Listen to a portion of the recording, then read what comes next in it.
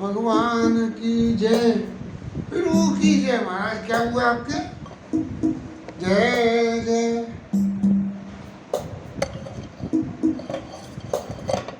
Shri Radhe.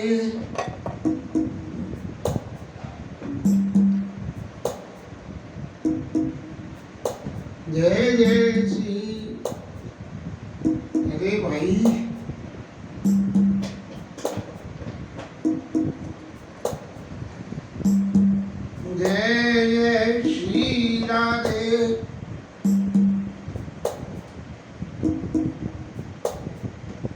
Camera rotate करने के लिए काफी मेहनत करनी पड़ी, सफलता मिली भी, लेकिन थोड़ा सा किंतु परंतु है कि एम्पलीफायर बैटरी से ही चले, दूसरी कोई रास्ता नहीं है। चलिए देखते हैं।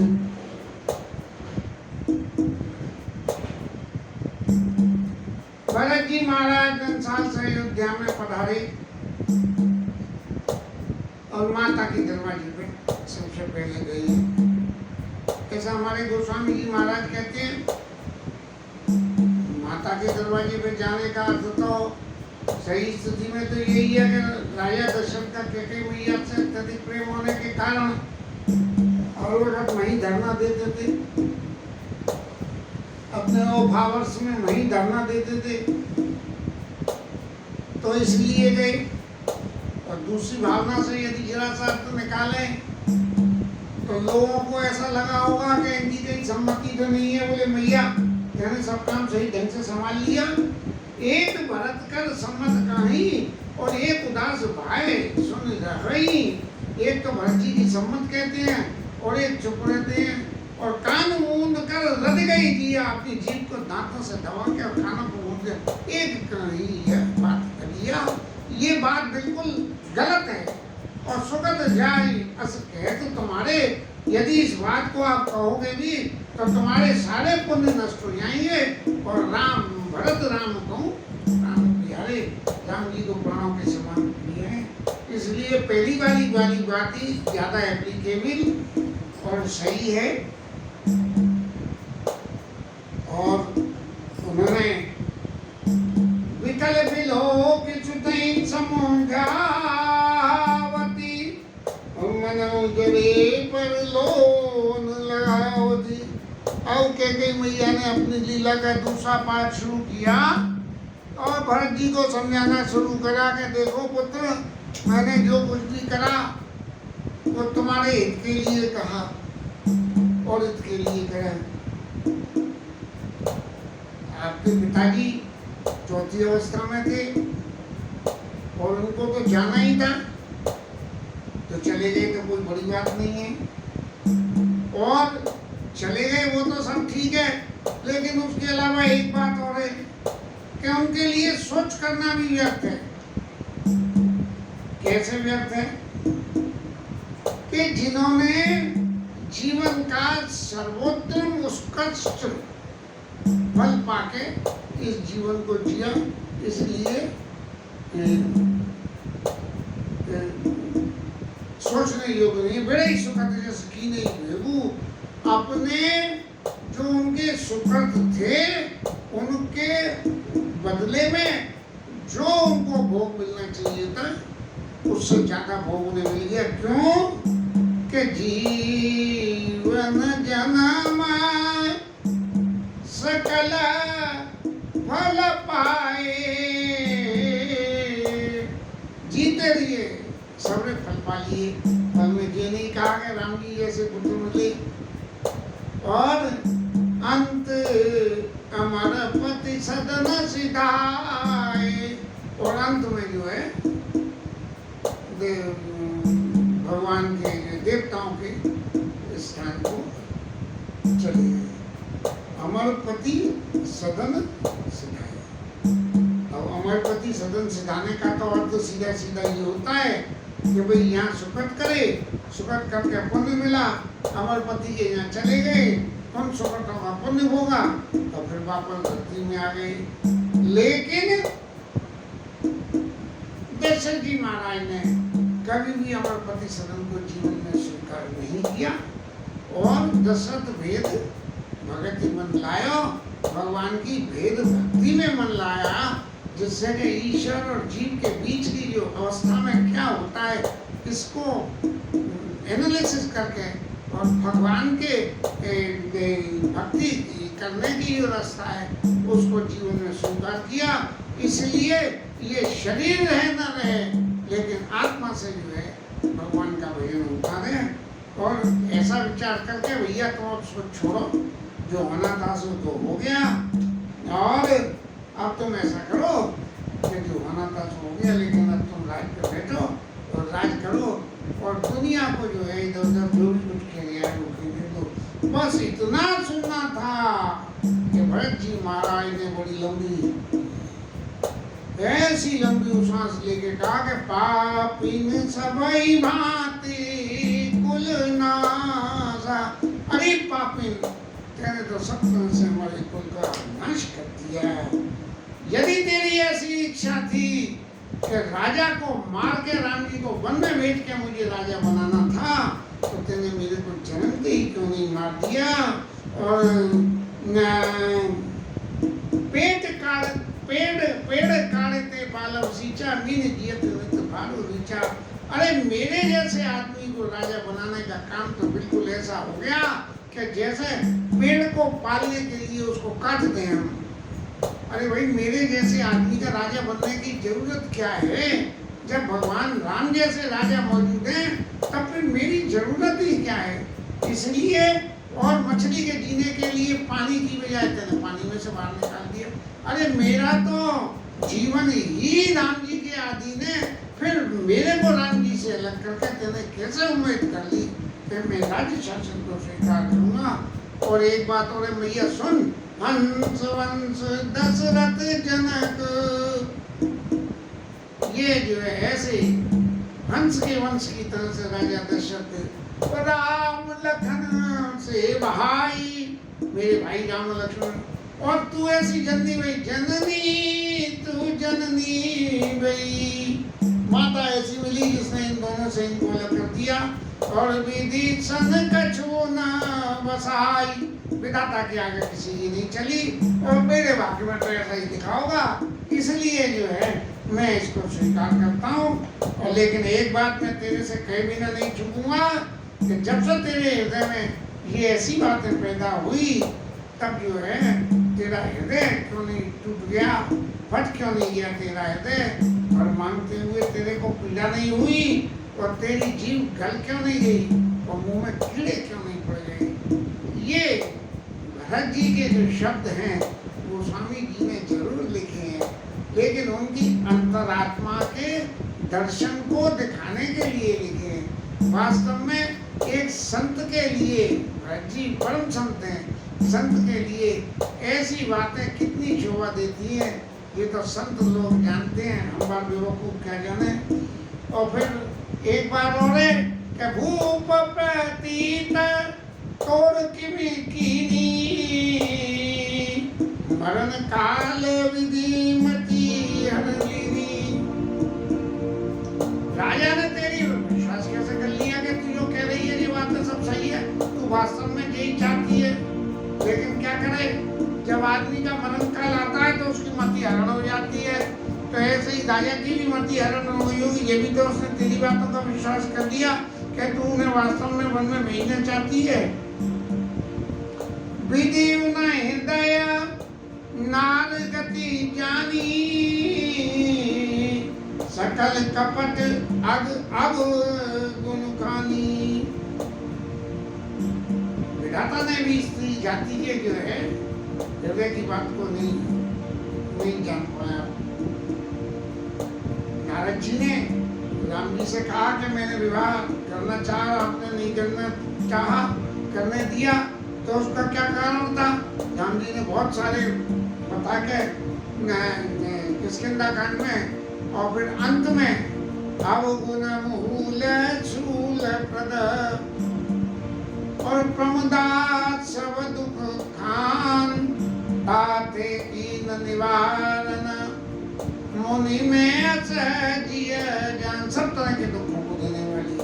अब ये नारी शब्द की जो परिभाषा है, इस परिभाषा को जरा यदि हम समझें तो विधि न हृदय नारी गति, यानी स्त्री जाति की गति को, ये गति स्त्री जाति की है, लेकिन ये सारे क्लोज धर्म पत्नी के ऊपर एप्लीकेबल नहीं होते हैं, क्योंकि धर्म पत्नी जैसे कौशल्या मैया ने अपने धर्म को रखा कि सारी परिस्थितियां विपरीत होते हुए भी राजा दशरथ के संग रही, जबकि रामायण का दर्शन ये कहता है कि कैकेयी मैया कौशल्या के भवन में जब राजा चले गए और वहां जाके उन्होंने शरीर छोड़ा है, तब कैकेयी मैया वहां गई। तो ये धर्म पत्नी का काम नहीं था, ये काम पत्नी का था। और जब पत्नी रखोगे तो पत्नी तो जो है जो कुछ कर ले, विधि न हृदय नारी गति जानी, ऐसा क्लॉज मेरी नजर में लागू होता है। हम कह रहे हैं कि महाराज राजा तो बहुत सीधे सरल थे, ऐसा हर किसी के साथ होता है, राजा बहुत सीधे सरल थे। अब वो जो है जब विधाता ही नहीं समझ पाए तो राजा क्या समझे, गति कैसी गति हुई, क्या नारी जाति क्या क्या कर सकती है, करेंगे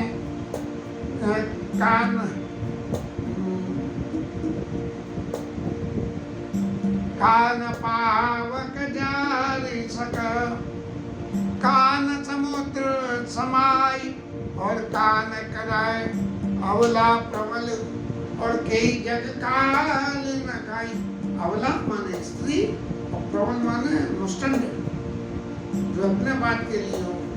कहते ये चरित्र को यदि देखें तो देवासुर संग्राम में लड़ने के लिए राजा दशरथ के संग गई थी। इसका मतलब जो है वो बहुत प्रबल थी, और इसीलिए प्रबल स्त्री क्या कुछ नहीं कर सकती है, भरत जी इस बात को कहते हैं। लेकिन एक बात और है भैया, तू सुन, असे को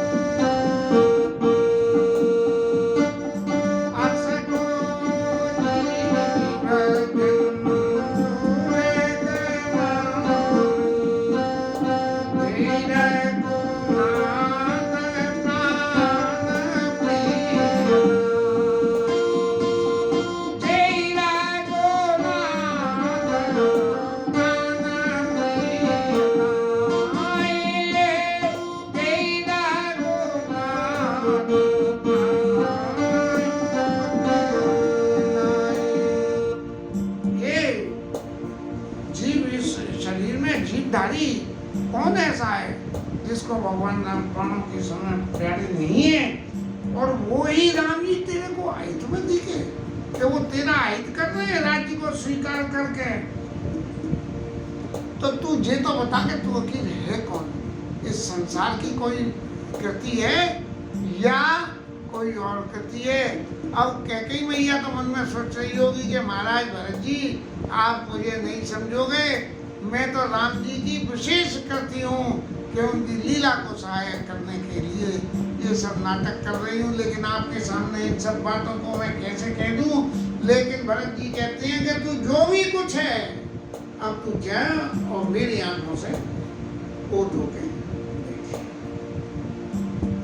मैं अपने क्लेश को कैसे कहूँ कि राम विरोधी देते प्रगट कीन विधि मोई। ऐसे भगवान राम के विरोधी हृदय से मेरे को पैदा करा तो मोह समान को पात की, मेरे बराबर पापी कौन है? अरे वो के कांटे का पेड़ तो कांटे ही तो लगेंगे, अब कांटे लग गए तो मैं तो कांटा हो गया। मोह समान को पात की बाद कहूँ कछतोई, तो ये तो बेकार नहीं मैं कुछ कह रहा हूँ।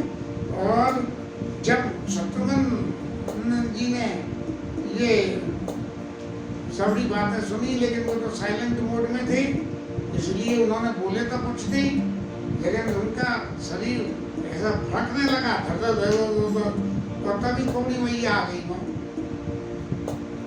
और खूब आभूषण और वो सजा के कहूँ तो चकपूतरी आली ऐसी स्थिति हो गई।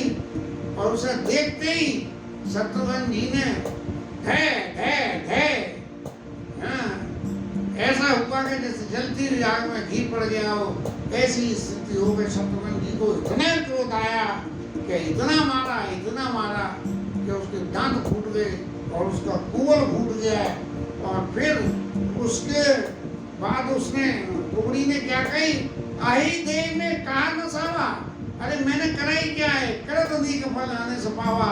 अरे अच्छा करते हुए भी ऐसा बुरा फल मिल गया है मुझे। तब